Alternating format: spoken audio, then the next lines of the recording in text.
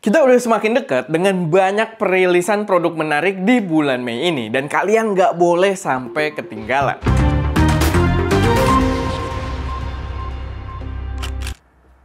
Jadi di belakang lagi ada yang ngebor. So kalau ada suara yang cukup mengganggu ya kita abaikan saja, karena gue nggak mungkin nungguin dia selesai dulu juga untuk menyelesaikan video ini.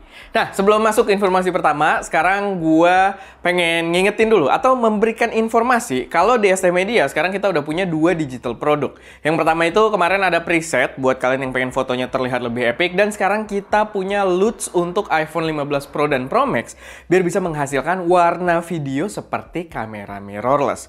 Buat LUT-nya sendiri itu selama bulan Mei ini kalian bisa pakai kode diskon Mei, kodenya tulisnya diskon Mei gitu ya, buat dapat diskon Rp200.000. Dan kalau kalian belum tahu kualitasnya, kalian bisa nonton video kita yang bahas tentang iPhone 15 Pro versus A7C. Masuk ke informasi pertama, ini ada info yang cukup mengagetkan dari Lumix yang katanya mereka menyiapkan kamera full frame L-mount compact untuk para konten kreator. Jadi katanya kamera ini disebut akan jadi lawan besar bagi Sony ZV-E1 yang tadinya gue awal rumornya mulai kedengeran, gue kira lawannya adalah A7C Mark II. Tapi katanya enggak, karena lebih buat konten kreator, ini adalah lawannya Sony ZV-E1.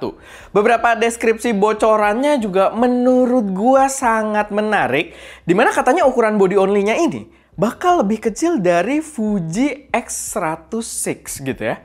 Lebih kecil dari X106. Dimana katanya kalau dari deskripsi di videonya Sony Alpha Rumors, dia itu cuma sedikit lebih tinggi dari mountingnya. Jadi dari mounting, bodinya ini cuma sedikit lebih tinggi gitu ya. Jadi kalau kayak gambaran visual mungkin agak mirip-mirip Sigma FP gitu kalau di bayangan gua. Tapi balik lagi, belum ada bocoran gambar. Dan beberapa bocoran spesifikasinya, di sini dia akan membawa sensor 24 megapiksel kayak S5 Mark II, yang berarti harusnya udah PDAF juga, Face Detection Autofocus gitu ya, yang bakal kepake banget. Dan membawa fitur unik katanya khusus untuk para konten kreator. Walaupun belum ada info spesifik fitur unik ini apa gitu ya, semoga aja bukan smoothing skin muka, karena itu nggak unik gitu ya, udah banyak di mana-mana. Atau auto vertical, itu juga nggak unik, udah banyak di mana-mana. Jadi ini akan jadi hal yang menarik karena klaimnya seperti itu dari rumor-rumornya. Lalu dia akan bawa beberapa variasi warna juga.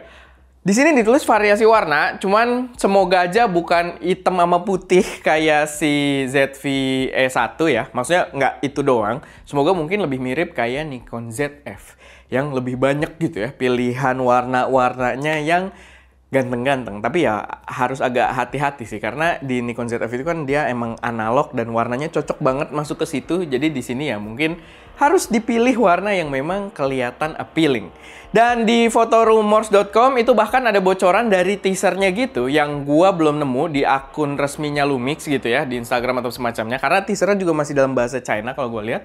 Tapi di situ kita bisa lihat ada tag bertuliskan Capture True Color. Dan bentuknya kayak mata gitu ya bannernya. Jadi ya nggak ada info apa-apa sih sebenarnya di situ. Cuma ya menurut gua ini bakal menarik banget, karena kalau dari tanggalnya sesuai dengan teasernya ya, sesuai dengan apa yang dirumorkan, dia bakal diluncurkan tanggal 23 nanti. Yang berarti udah nggak terlalu lama. Kalau dari video ini tayang mungkin sekitar 10 hari lagi. Selanjutnya ini ada jajaran lensa APS-C China yang makin banyak lagi.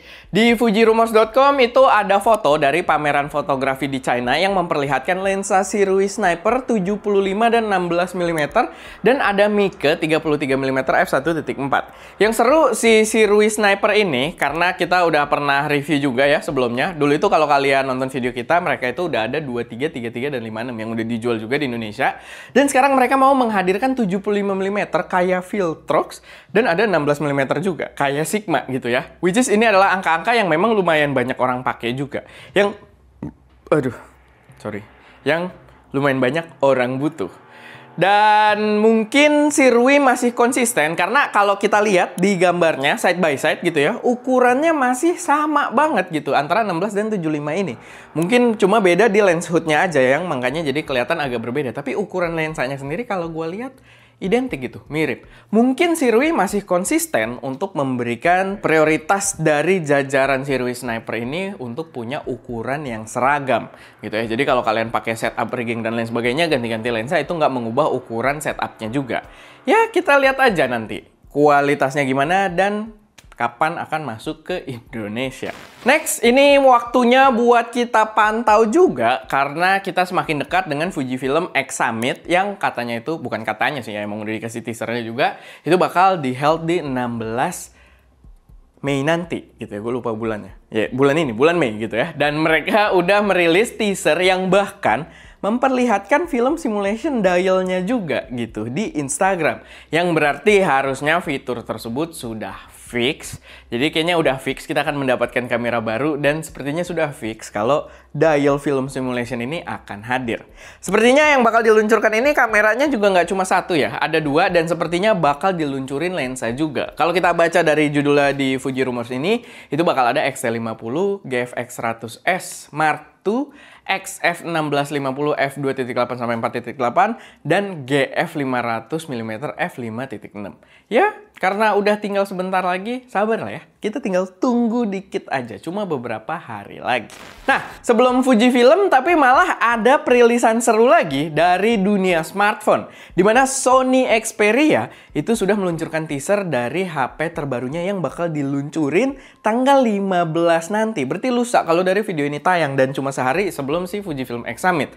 Kelihatannya kalau dari teaser dia bakal bawa kamera periskop dengan moving optics yang cukup masif kalau gua lihat untuk menciptakan telephoto zoom yang cukup seru gitu. Mungkin buat birding, mungkin buat wildlife dan lain sebagainya, atau mungkin bisa menciptakan portrait-portrait dengan bokeh yang menarik. Seru banget. Jadi ya mari kita tunggu aja kehadirannya dan semoga aja gua bisa cobain. Walaupun kita biasanya yang di Indonesia buat nyoba Xperia itu harus nunggu sampahan Jepang lagi.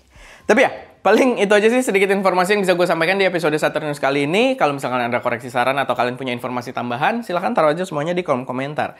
Dan ya, memang agak disayangkan gue pakai baju Nikon, cuman tidak ada berita Nikon di sini ya. Walaupun setahu gue harusnya Nikon Z6 Mark III itu juga udah deket ya. Cuman di website rumors belum ada informasi lagi. Mungkin nanti tiba-tiba dia gebrak, seru juga sih. Tapi ya, paling itu aja sedikit informasi dari gue.